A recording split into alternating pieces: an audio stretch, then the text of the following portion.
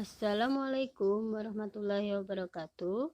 Halo anak-anak semuanya, selamat pagi, selamat belajar, dan selamat beraktivitas kembali. Oh iya, kemarin sudah melaksanakan ujian tengah semester ya. Tapi sekali ini kita tetap akan belajar pelajaran ilmu pengetahuan sosial IPS kelas 8. Nah, pertemuan kali ini Bu akan membahas bab 2, yaitu pengaruh interaksi sosial terhadap kehidupan sosial dan kebangsaan. Nah, di sini ada 3 subbab. Yang pertama yaitu mobilitas penduduk, yang kedua pluralitas masyarakat Indonesia, yang ketiga konflik dan integrasi dalam kehidupan sosial. Oke, sebelum kita memasuki ke materi, di sini ada tujuan pembelajaran. Nah, yang pertama yaitu siswa dapat menjelaskan pengaruh interaksi sosial terhadap mobilitas penduduk.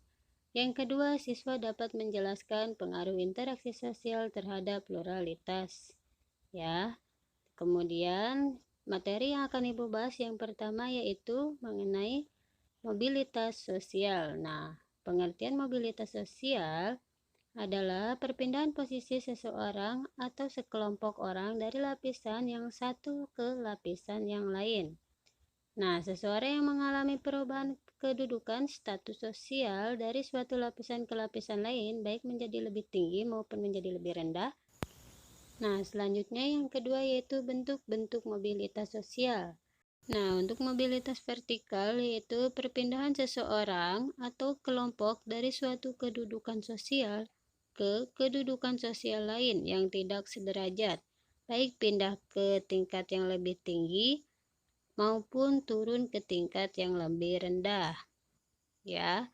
Selanjutnya akan kita bahas yaitu mobilitas vertikal ke atas dan mobilitas vertikal ke bawah. Mobilitas vertikal ke atas yaitu kedudukan seseorang atau naiknya orang-orang berstatus sosial rendah ke status sosial yang lebih tinggi. Contohnya bisa dilihat ya. Kemudian mobilitas vertikal ke bawah yaitu merupakan proses penurunan status.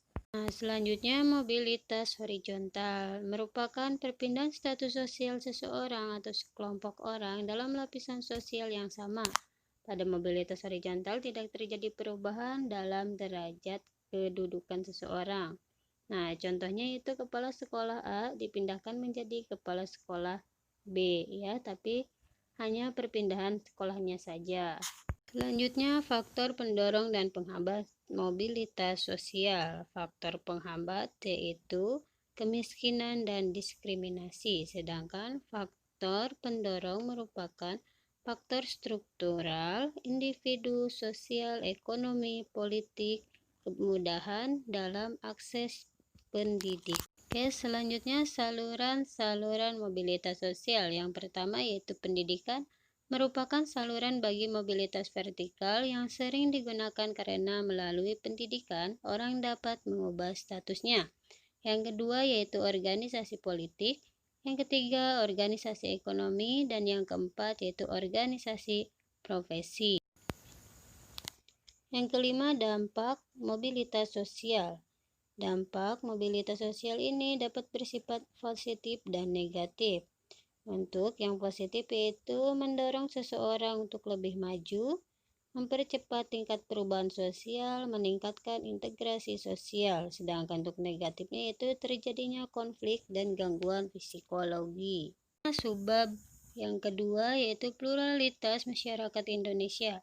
Kekayaan dan keanekaragaman masyarakat Indonesia, baik suku, agama, ras, pekerjaan, dan lain-lain, menunjukkan bahwa masyarakat Indonesia itu bersifat plural. Pertama yaitu perbedaan agama, seperti ada agama Islam, agama Kristen, agama Hindu, agama Buddha, dan agama Konghucu.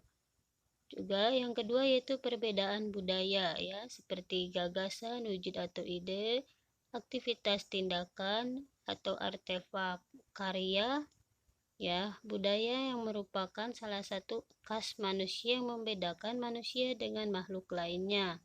Manusia selalu menghasilkan budaya karena manusia dikaruniai oleh akal dan pikiran. Ini 7 unsur kebudayaan yang dianggap sebagai budaya universal tersebut. Ya, bisa Yang pertama itu ada bahasa, ada kesenian, ada sistem, ada pengetahuan atau religi. Ya, selanjutnya yaitu sistem kemasyarakatan atau mata pencaharian hidup. Yang ketiga yaitu perbedaan suku bangsa. Yang keempat yaitu perbedaan pekerjaan. Yang kelima yaitu peran dan fungsi keragaman budaya. Peran dan fungsi keragaman budaya dalam pembangunan nasional itu sebagai berikut. Perannya yaitu sebagai daya tarik bangsa asing.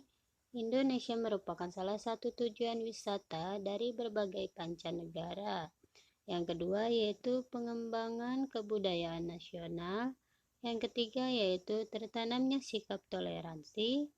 Dan yang keempat yaitu mendorong inovasi kebudayaan yang ada di Indonesia. Selanjutnya subbab yang C yaitu konflik dan integrasi dalam kehidupan sosial. Di sini yang pertama yaitu konflik dalam kehidupan sosial.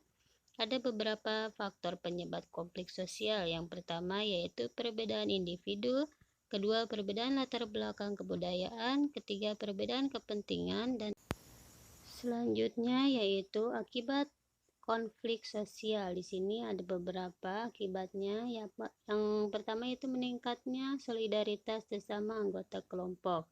Kemudian ada cara menanganinya konflik sosial. Yang pertama yaitu menghindar. Yang kedua memaksakan kehendak. Yang ketiga menyesuaikan kepada keinginan orang lain. Selanjutnya kita akan ada latihan soal ya. Untuk soal ini anak-anak boleh ditulis soalnya dan jawabannya kemudian kirim di Google Classroom ya sebagai tugasnya. Terima kasih. Wassalamualaikum warahmatullahi wabarakatuh.